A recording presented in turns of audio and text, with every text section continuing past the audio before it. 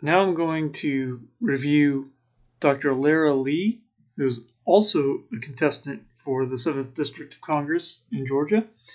And when I met her at a GOP event, she did a lot of sloganeering and talking about being a magnet and attracting minorities into her campaign and this sort of thing.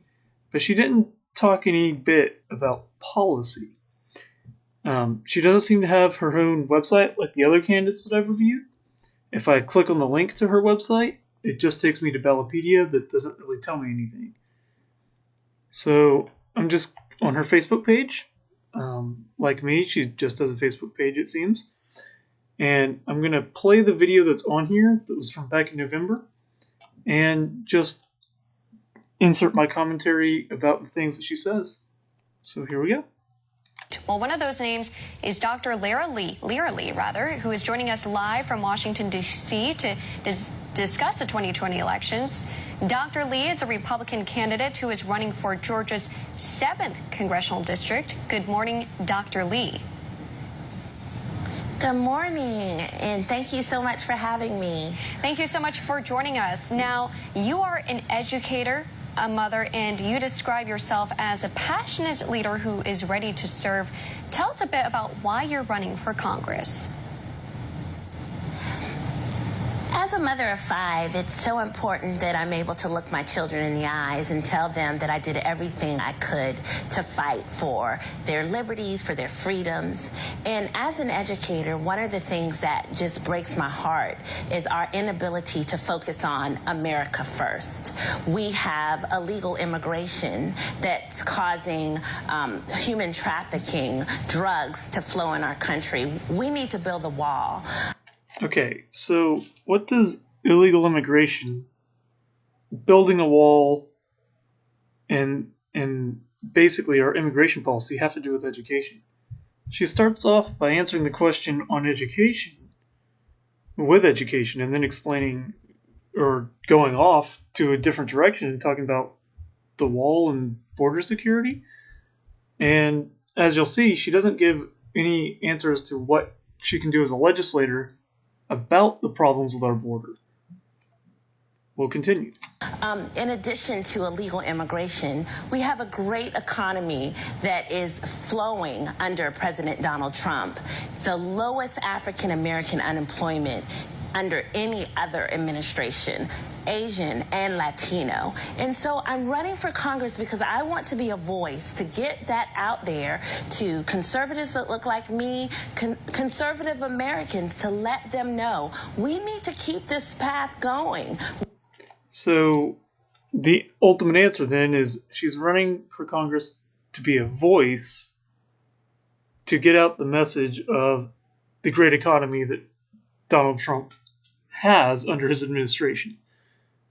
That's a very weird thing because a congressman is a legislator. If you want to get a message out, you should do something within the media or create a YouTube channel or a podcast, be on a podcast. Stuff like this is going to get messages out. The point of being a legislator is to legislate. I'll continue. We need to elect our president for another term so that we can continue to see great things happen for us, but most importantly, our future generations. And as you mentioned, and even as President Trump has mentioned, he has touted the African-American employment as the lowest it's been in decades and wages are up. But historically speaking, African-American voters tend to vote Democrat. How are you hoping you can gain the African-American vote in your district? Now, actually, historically speaking, black voters tended to vote Republican up until the 1960s. So we're talking about more recent history in which they've tended to vote Democrat. But we'll continue with the video. I'm hoping not just me, but all of us that are running as conservatives, we have to stop the inaccurate perceptions that African Americans are not going to vote conservative. When you look at what our president has done with HBCUs, I'm a product of an historically black college and university. So when you look at the amount of money that he's put into HBCUs, no other president has done that. When you look at what he's done for prison reform, and we know with the First Step Act, we know under some Democratic administrations, we know that blacks were targeted for nonviolent crimes. Ineffectively, they got more time than other people. And so when you... Okay, so that right there is a Democrat talking point straight up. I'm opposed to the First Step Act. I think it's a bad thing. I don't think that we should be giving quote-unquote non-violent drug offenders lighter sentences, because the truth of the matter is, one, what we're actually doing is a lot of these are pled down to the lower charge of possession or trafficking in drugs while they've done other things as well.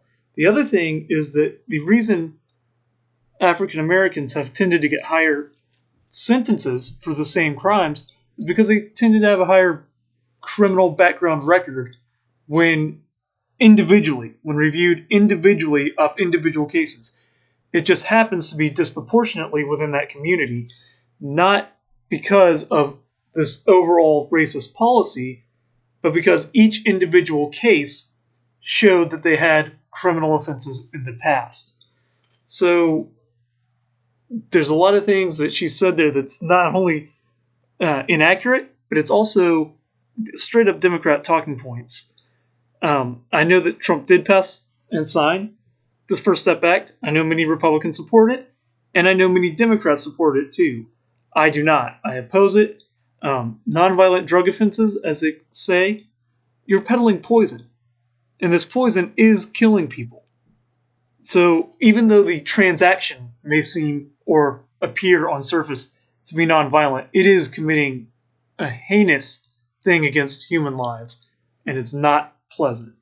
I oppose the First Step Act. I think that it was a mistake, shouldn't have been done, but we'll continue with the video and see what else she has to say. Look at what he's doing.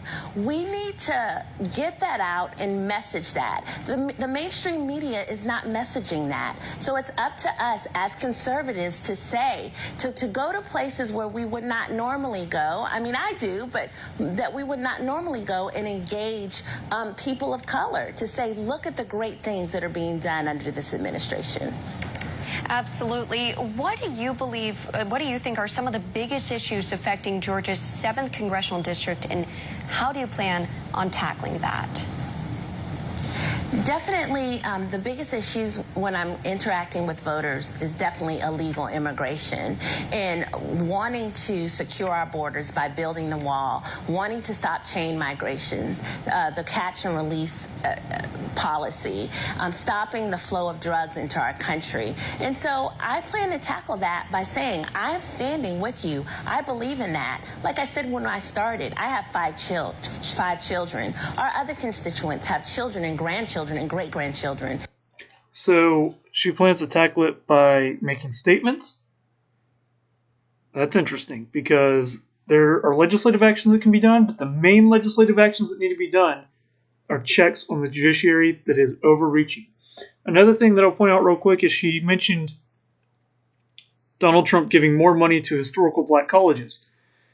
On the surface, that may sound like a good thing, but the Constitution doesn't actually allow the federal government to be funding education.